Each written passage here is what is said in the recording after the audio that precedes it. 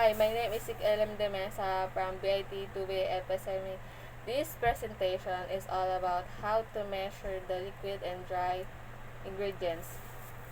This is the dry measurement, and this for the liquid measurement. The first is how to measure the dry ingredients. Ito po yung gagamitin natin. Tawag dito is measuring cup.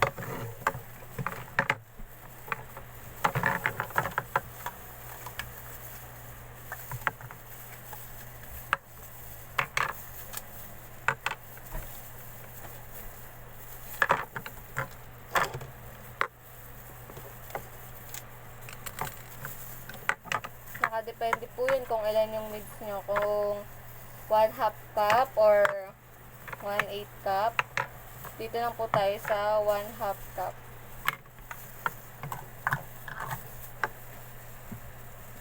Unahin po natin yung flour.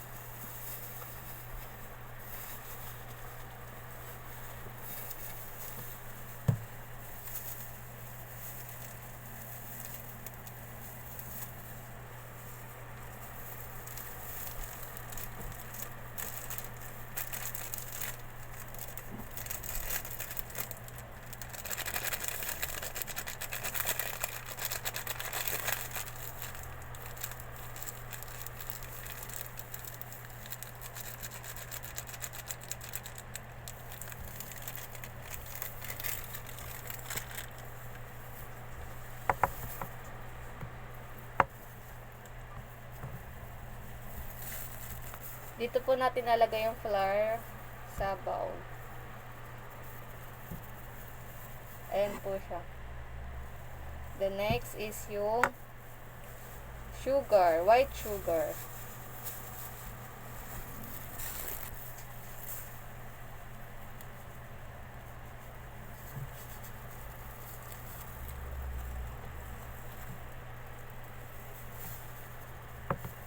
Ganyan po yung pagsukat ng white sugar sa measuring cup.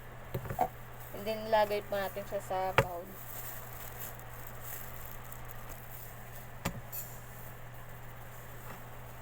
Yan na po yung sugar.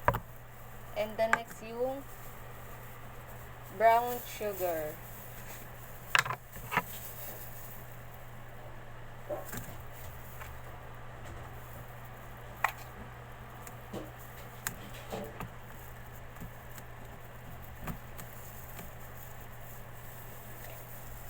Pagsukat po ng brown sugar, kailangan po natin i-press hanggang dun sa dulo para po matanggal po yung pinaka buo-buo.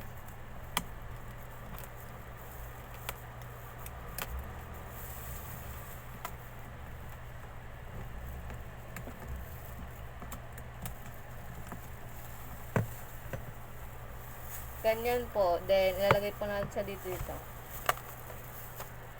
Ganyan po magiging style niya. Yes, ganyan po siya. Then, the last po is for liquid.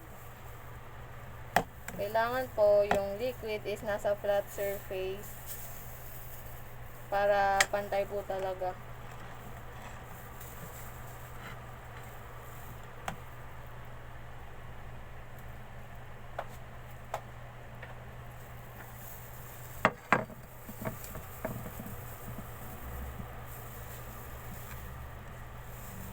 Ayan po siya, ganyan po. Then, sali na po siya.